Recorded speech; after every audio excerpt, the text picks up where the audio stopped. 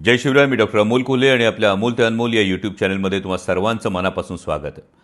नुकतंच एक विधान, पानिपतकार संभाजी या कादंबरीचे लेखक आणि म्हणजे अनेक ग्रंथसंपदा असलेले प्रसिद्ध कादंबरीकार, साहित्य संमेलनाचे अध्यक्ष मान्य विश्वास पाटील यांनी एक विधान केलं आहे.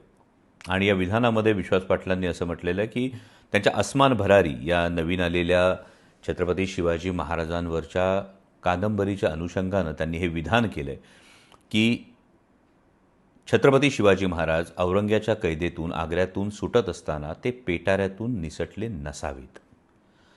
यावर अनेकांनी मतांतर व्यक्त केलीत. अनेकांचे अनेक समज गैरसमज असतील. मला अनेकांनी फोन केले की शिवप्रताप गरुडझेप हा जो सिनेमा जगदंब क्रिएशन्सनं केला होता, त्या शिवप्रताप गरुडझेपमध्ये सुद्धा या तर्काला तुम्ही पुष्टी दिली होती, तर यावर तुमचं नेमकं म्हणणं काय आहे याविषयी मला अनेकांनी विचारलं. आणि होय, मी काही अंशी विश्वासरावांच्या या विधानाशी सहमत आहे की काही जर तर्काचे बिंदू आपण जोडले तर छत्रपती शिवाजी महाराज हे आग्र्याच्या कैदेतून, औरंग्याच्या कैदेतून पेटाऱ्यातून निसटले नसावेत. म्हणजे डिव्हाइस जो होता तो पेटारा नसावा, याच मताशी मी अनेकदा सहमत होतो. म्हणजे आजही ॲमेझॉन प्राईमवर खाली दिलेल्या लिंकवर शिवप्रताप गरुडझेप हा छत्रपती शिवाजी महाराजांच्या आग्रा भेटीचा जो थरार आहे, हा सिनेमा ॲमेझॉन प्राईमवर आपल्याला पाहण्यासाठी उपलब्ध आहे. आपण तो पुन्हा एकदा पाहू शकता. आपल्याला त्यातला तर्क जो आपण हा जोडलेला आहे किंवा ज्या तर्काचा आपण आधार घेतलेला आहे, हा तर्क आपल्याला नक्कीच त्यामध्ये पाहता येईल. तर हा नेमका तर्क काय होतं, हे कुठले बिंदू आपण जोडले जातात, तर स्वराज्याचे छत्रपती ज्या मार्गानं या कैदेतून औरंग्याच्या हातावर तुरी देऊन निसटू पाहतात, त्याच मार्गानं, त्याच पद्धतीनं स्वराज्याचे युवराजसुद्धा निसटतात, असं अनेक वर्ष आपण वाचत आलो होतो.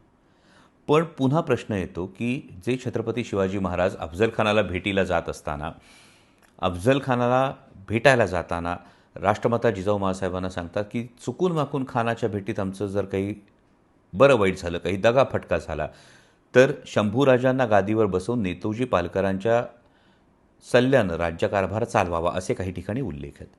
पुढे गेल्यानंतर नितीन थोरात यांची एक अप्रतिम कादंबरी आहे साधू नावाची. आपण आवर्जून ती कादंबरी वाचा. आत्ता एवढ्यात मला अतिशय आवडलेलं ते एक पुस्तक आहे साधू, ही कादंबरी नितीन थोरात यांची. आणि त्यानुसार किंवा त्याआधीसुद्धा अनेक साहित्यिकांनी एक गोष्ट लिहून ठेवली आहे की महाराज आग्र्याहून राजगडावर परत जात असताना त्यांनी शंभूराजांना मथुरेला काशीपंतांच्या घरी ठेवलं. हे का ठेवलं असावं, तर मोठा पल्ला आहे, संपूर्ण शत्रूचा मुलूक आहे, संपूर्ण मोगलांचा मुलूक आहे. प्रवासामधला बहुतांश अंतर हे मोगली मुलखातून आपल्याला कापायचं आहे. आणि या ठिकाणी काही दगाफटका झाला, चुकून माकून महाराजांना जर काही धोका झाला, तर स्वराज्याचा भावी राजा युवराज संभाजीराजे हे सुरक्षित राहावेत, या हेतूनं महाराजांनी ही गोष्ट केलेली दिसते.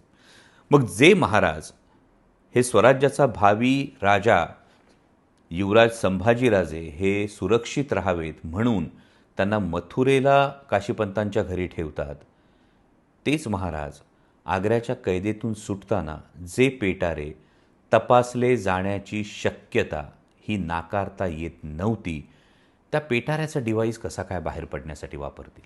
दुसरी महत्त्वाची गोष्ट, जो तर्क मला कायम पटतो, तो म्हणजे महाराजांचं एक महत्त्वाचा जो पैलू आहे त्यांच्या आयुष्यातला, तो अखंड सावधानता.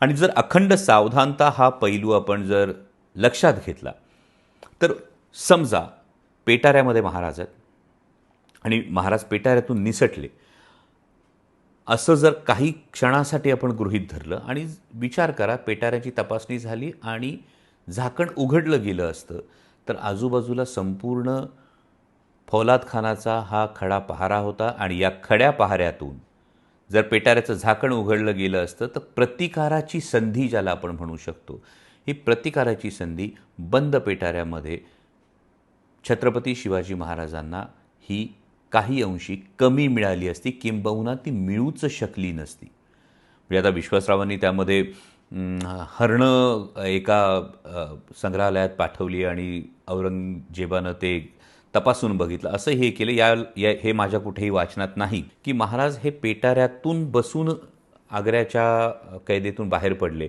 हा एक ज्याला म्हणतो आपण एक फॅन्टसी म्हणून फार छान वाटते.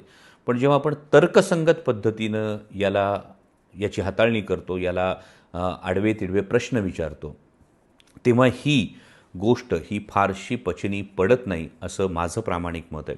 आणि शिवप्रताप गरुडझेप या सिनेमामध्ये आपण ही जी तर्कसंगत मांडणी आहे त्याचं नेमकं कारण काय आहे, ते कशा पद्धतीने घडलं असेल, हे सगळं दाखवण्याचा प्रयत्न केला होता.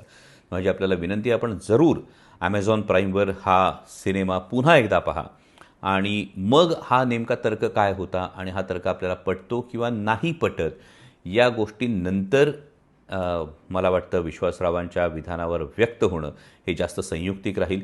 दुसरी महत्त्वाची गोष्ट ही होते की इतिहासाकडं साक्षेपी पद्धतीनं पाहण्याची खरं तर आपल्याला सवय नाही.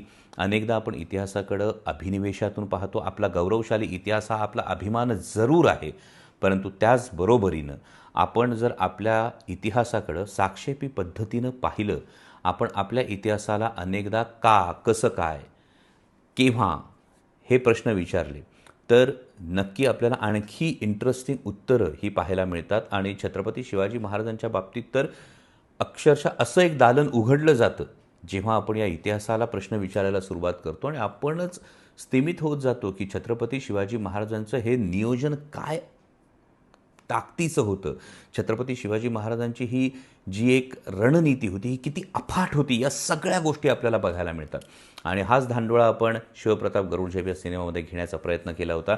त्यामुळे तुर्तास एवढंच की विश्वासरावांनी जी एक मांडणी करू पाहिली आहे, हीच मांडणी किंवा याच अर्थाची मांडणी आपण शिवप्रताप गरुडझेपमध्ये आधीच केली होती. त्याचा तर्क पुन्हा हाच दिसतो की अखंड सावधानता हे तत्त्व कायम बाळगणाऱ्या किंवा बाणवणाऱ्या छत्रपती शिवाजी महाराजांच्या इतिहासामध्ये इतक्या सहजपणे छत्रपती स्वतः आणि युवराज संभाजीराजे हे एकाच पद्धतीनं पेटाऱ्यातून बाहेर गेले असतील याविषयी माझ्या मनात तरी शंका आहे.